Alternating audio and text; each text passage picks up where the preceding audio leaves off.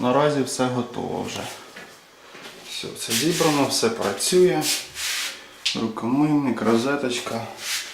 Там підключена пральна машина. Все працює. Це душова кабіна.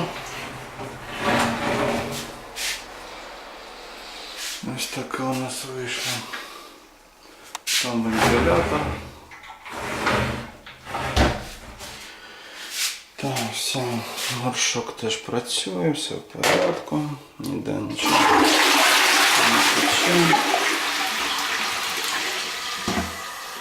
Все, сушарка теж все поприкручував, кран не відкривав тут. О.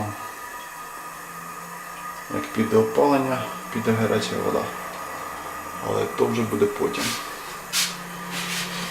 Так, все готово. Тобто наразі тут ще будуть висіти якісь полички.